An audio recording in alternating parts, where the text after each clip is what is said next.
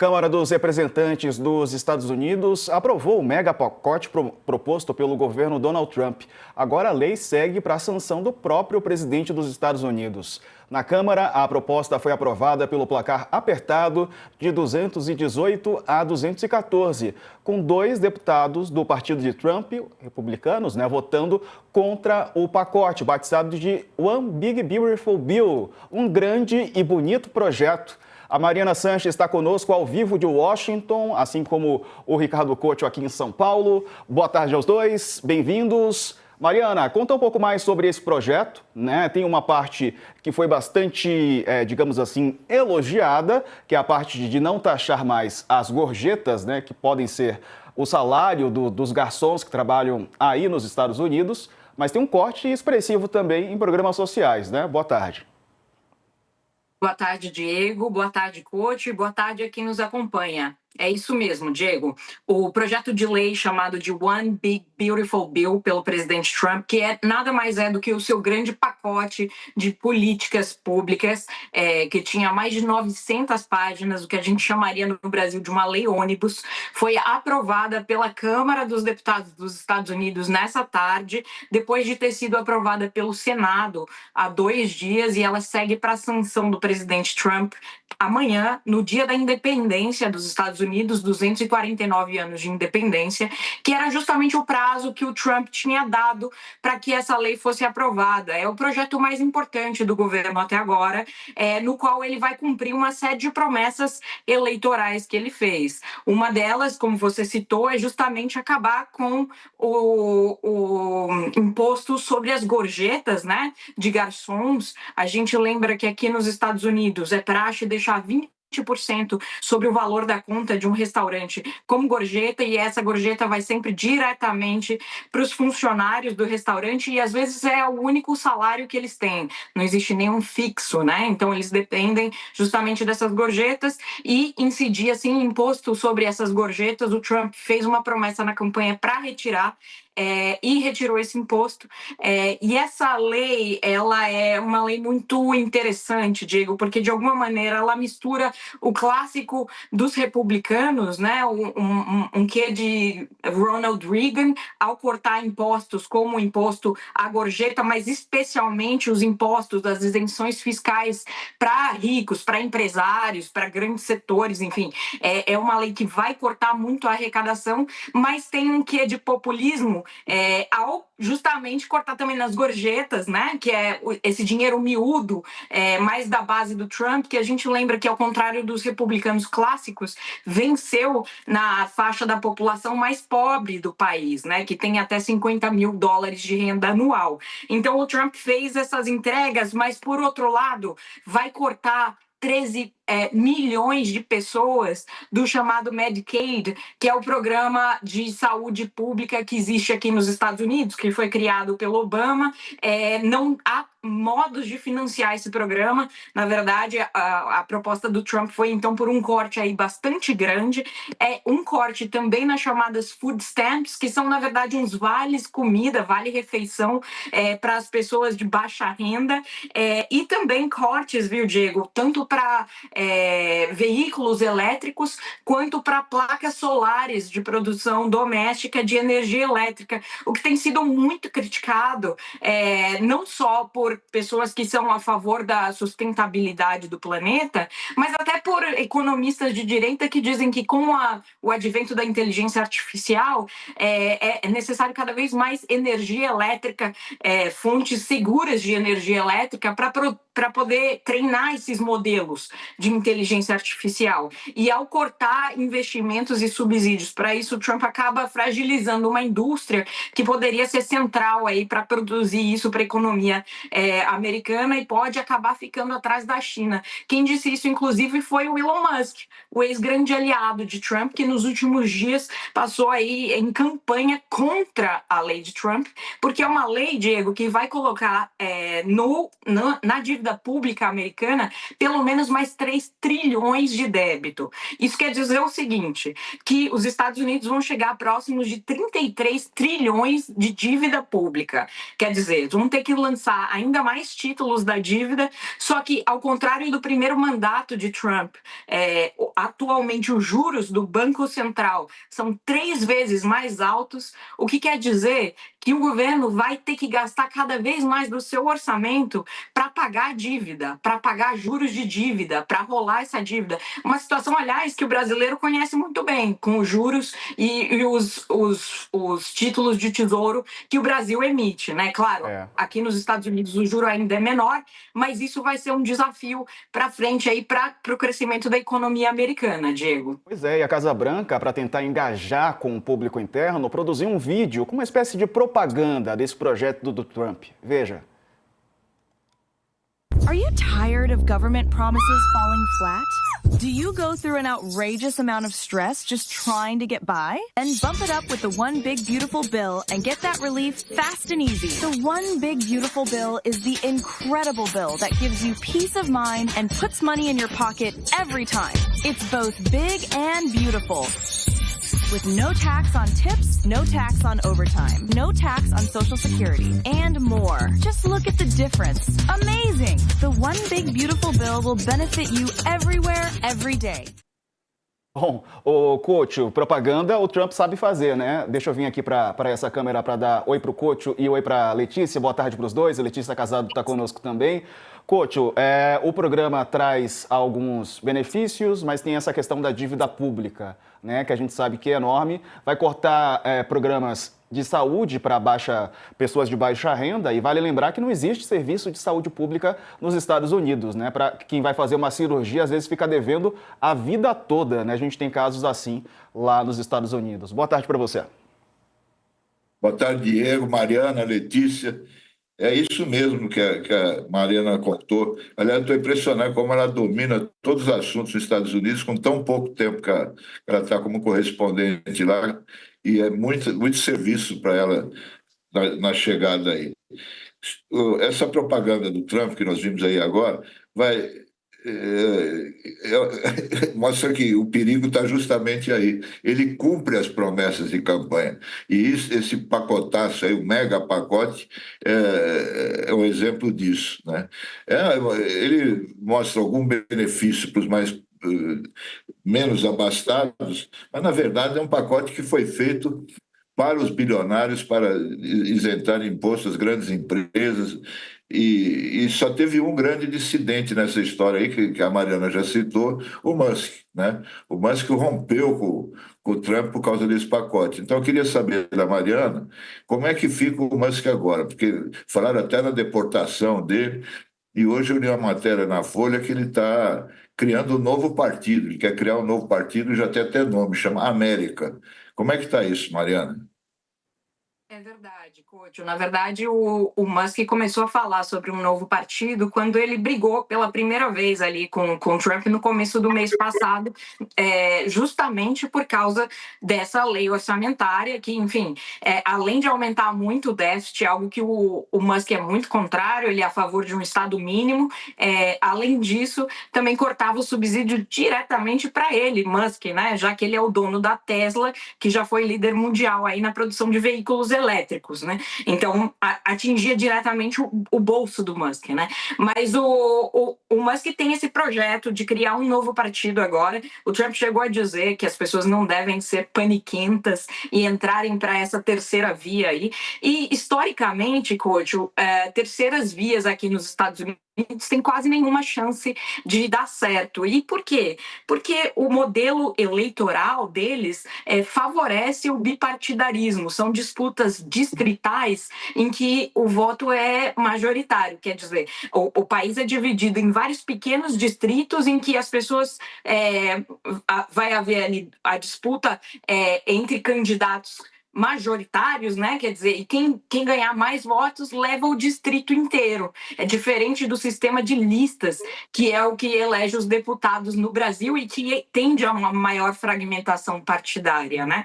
Então, a chance do Musk novamente gastar muito dinheiro para conseguir pouco controle da política é alto. Mas se tem alguém com dinheiro suficiente para fazer um partido de terceira via ir para frente, essa pessoa é o Musk. Então, se ele realmente quiser seguir em frente com isso, vai ser curioso de ver. Mariana, agora, certamente... Desculpa te interromper, é porque em Nova York também teve um candidato socialista que tem ganhado espaço também, né? Exato, mas ele tá concorrendo pelos democratas, né? Que é o que acontece, que é o que a gente vê, por exemplo, a gente viu isso com o Bernie Sanders, né? O Bernie Sanders é um senador independente, ele não é democrata, mas ele disputou as primárias como presidenciável pelo Partido Democrata. E por quê? Porque é impossível, na prática, ser uma terceira via viável, né? Se lançar sem estar ou no Partido Democrata ou no Republicano. Mas é possível que o Musk consiga injetar tanto dinheiro a ponto de fazer esse partido funcionar, né? Ter condição de disputa. Agora, o que a gente certamente deve ver, e vai ser interessante de ver, é que tivemos 5 republicanos no Congresso que votaram contra a lei do Trump.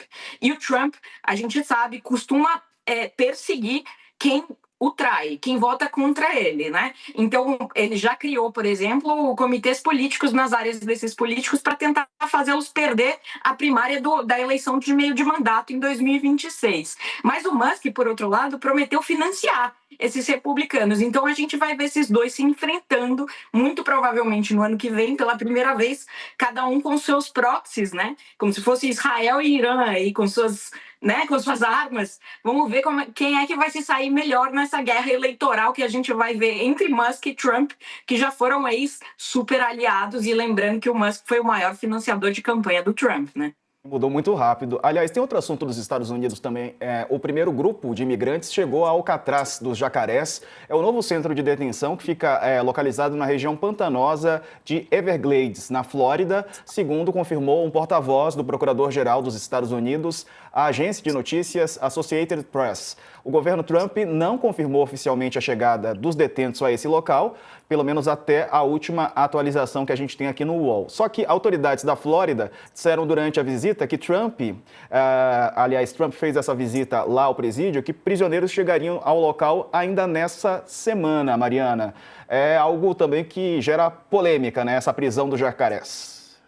É isso mesmo, Diego, é uma prisão aí para 1.000 imigrantes. De fato, atualmente as prisões do país estão todas superlotadas, houve um aumento aí na detenção, inclusive na Flórida, um dos estados em que mais houve detenções de imigrantes. Esse número, desde que o Trump assumiu, está perto de 10.000 pessoas. Inclusive, eles têm usado na Flórida prisões locais, comuns, colocado imigrantes indocumentados junto com criminosos comuns dos Estados Unidos. Virou uma grande bagunça, mas essa detenção serve não só para isso, mas como uma grande peça aí de propaganda também, de quão severo está sendo o Trump nessa política dele, que é também outra das suas promessas de campanha, né? Ele prometeu uma maior deportação em massa, prometeu endurecer muito a política migratória e chegou a dizer que os estrangeiros estavam envenenando o sangue do país, né, Diego? Assim, é uma retórica muito forte e, em parte, a intenção do Trump ao fazer isso é produzir um efeito de autodeportação nas pessoas, né? O que a gente tem começado a ver aos poucos aqui, viu? É inclusive uma reportagem que eu trarei nos próximos dias aí para o UOL, a história de alguns brasileiros que se autodeportaram, porque o medo é muito, né? Cria pânico nas pessoas, inclusive em quem tem direito a morar legalmente aqui. Todo mundo agora com uma certa tensão, mesmo quem é cidadão americano, às vezes diz que sente medo pela truculência, pela dificuldade, às vezes, de se explicar e de, eventualmente, ir parar num lugar como essa prisão aí, que é uma prisão cercada por jacarés e crocodilos da Flórida. É conhecida por isso, né? É um estado todo pantanoso, em que esses animais são naturais dali, mas ali é uma área de preservação e é uma área de reserva indígena. Existem 2 tribos indígenas que vivem ali.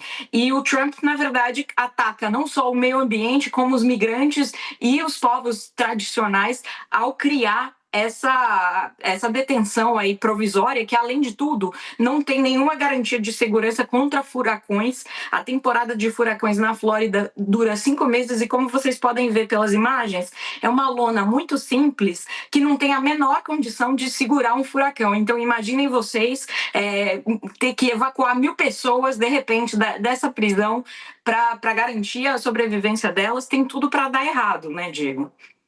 Agora, Letícia, é claro que o governo Trump vai ser muito utilizado, tanto pela oposição como pelo governo aqui no Brasil nas eleições do ano que vem, né? Boa tarde para você. Boa tarde, Diego. Boa tarde, coach. Boa tarde, Mariana. Pois é, vai, porque a gente sabe que a direita no Brasil ela se espelha muito na direita dos Estados Unidos, liderada pelo Trump. Mas uma coisa que me deixa um pouco curiosa também em relação aos Estados Unidos é como que a sociedade está vendo essas medidas tão drásticas, tão dramáticas dele. Porque quando eu vejo muito aqui de fora repercussão em relação aos grupos de imigrantes, aos grupos estrangeiros, mas como que a classe média americana, até queria saber um pouquinho da Mariana sobre isso, como que a classe média americana, a elite americana estão vendo essas medidas de ruptura, porque a gente viu isso de uma certa forma, né, uma medida tão drástica como o muro que foi erguido no primeiro mandato do Trump, e ainda assim ele foi reeleito. Aqui no Brasil, a gente viu o Jair Bolsonaro, durante a gestão dele, tomar uma série de medidas, principalmente em relação ao meio ambiente, aos direitos humanos, que eram muito criticadas, mas na hora que chegou na eleição, o Jair quase foi reeleito. A diferença dele para o Lula em 2022 foi uma diferença muito pouca, muito pequena de votos, 2 milhões de votos. Então, assim, isso mostra a força do discurso, a força desse grupo político, desse campo político no Brasil e no resto do mundo, né? Mas que, ainda que muitos grupos fiquem mais vulneráveis, como aqui no Brasil também ficaram, esse campo político continua tendo um super apoio a ponto de, num caso, ele voltar ao poder, no caso daqui, de quase voltar ao poder. E acho que também tudo isso vai ter, por essa leitura de cenário, a gente vai ver tudo isso se repetindo no ano que vem. Tanto que a eleição já está na rua. Essas eleições de meio de mandato vão ser decisivas para isso, né, Mariana? Com certeza, dando um oizinho para a Letícia, com quem eu não tinha falado ainda também. Pois é muito interessante esse aspecto que a Letícia traz, porque, de fato, o Trump perdeu a reeleição, né, imediatamente, né, depois de 2020, mas ele volta agora numa condição ainda superior à da primeira eleição dele em 2016. Em 2024, a gente relembra que ele venceu em todos os chamados estados pêndulo, né, aqueles que oscilam entre os democratas e os republicanos a cada eleição.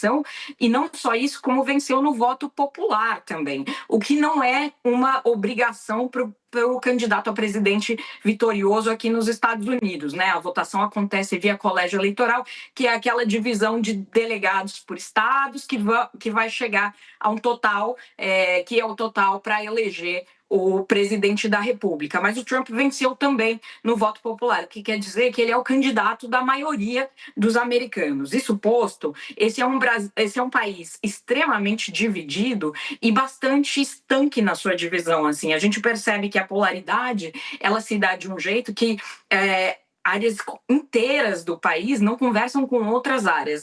Eu estou agora em Washington, D.C., e essa cidade é talvez uma das cidades mais democratas dos Estados Unidos. Para vocês terem uma noção, o ano passado, a Kamala Harris venceu nessa cidade com quase 97% dos votos. Quer dizer, é de dar inveja a Saddam Hussein, né? Assim, é uma quantidade de votos inacreditável, né, para um candidato. Parece uma ditadura, né? Mas é porque as áreas simplesmente não se conversam. As cidades são normalmente democratas e os interiores são republicanos. E o Trump foi capaz de fazer um diagnóstico muito acertado para essa parte dos Estados Unidos que está no interior, que é esse pessoal que costumava trabalhar em fábricas e que perdeu seus empregos com a globalização, enfim, que viu a saída das fábricas em direção à Ásia e que agora queria uma resposta para esse tipo de situação, que queria saber como é que vai enfim, voltar a ter o nível de prosperidade que já teve, dado que hoje não arruma mais emprego, enfim.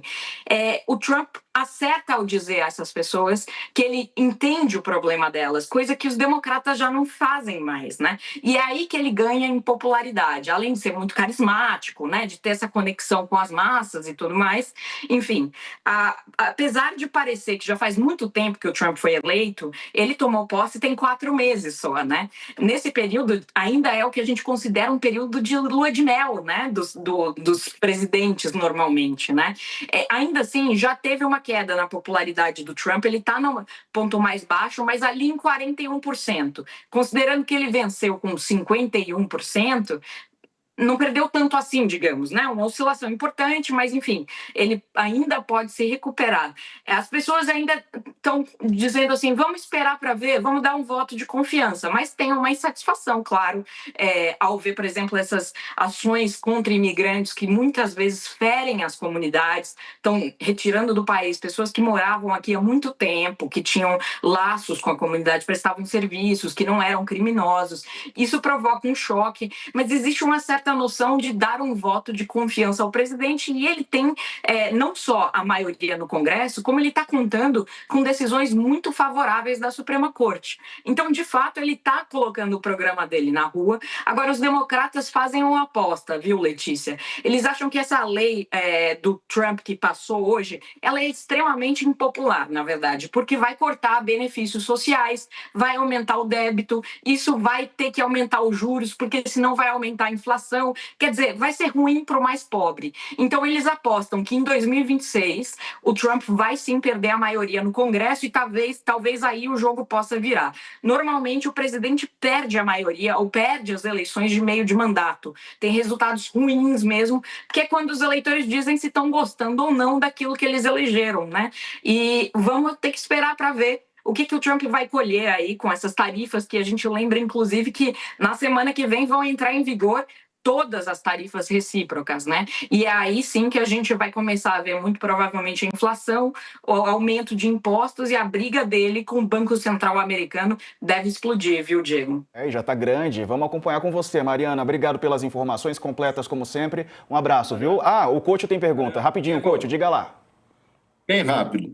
Mariana, você falou agora do acordo de tarifas aí, e o que a gente vê é que esse mega projeto aí do Trump vai na contramão do que o governo do Lula está fazendo aqui no Brasil, né? Aqui ele quer taxar os super ricos, né? E investir na área social para os mais pobres. Como é que fica agora com o acordo das tarifas, a relação dos Estados Unidos com o Brasil, né? Que são dois opostos. Como é que você vê isso? Né? Porque aqui, tudo que o Lula está querendo fazer e não consegue, né, da briga que está aqui, é o que o Trump está fazendo ao contrário nos Estados Unidos. E agora tem essa questão das tarifas. O que uma coisa tem a ver com a outra? Olha, coach, eu diria para você que segue não ficando a relação entre Brasil e Estados Unidos, porque se você for ver bem, esses dois grandes países, né, os maiores das Américas, simplesmente não têm tido relação no seu mais alto nível, né? Os dois presidentes nunca conversaram, eles iriam se encontrar no G7, o Trump acabou adiantando sua vinda de volta para Washington, o Lula chegou no Canadá quando o Trump estava partindo, eles não se encontraram, os chanceleres, né, não se conversaram. Então, não existe hoje uma conversa de alto nível. A agenda dos dois presidentes é completamente distinta. Por incrível que pareça, eles concordam na Ucrânia, né? Eles concordam ali pontualmente em algumas coisas. Mas o Trump esvaziou completamente a agenda ambiental americana. Aliás, as emissões dos Estados Unidos devem aumentar tremendamente, porque o Trump está aumentando a exploração de combustível fóssil e retirando, né, como eu falei, subsídios para a economia verde, enquanto que o Brasil vai sediar a COP30, né? Na contramão disso tudo. Então, assim, de fato, as agendas não poderiam ser mais diferentes e é até difícil imaginar o que o Lula e o Trump conversariam se eles fossem se falar de verdade, né? Vamos ver se isso vai acontecer até o fim do mandato do presidente Lula no ano que vem, 2026.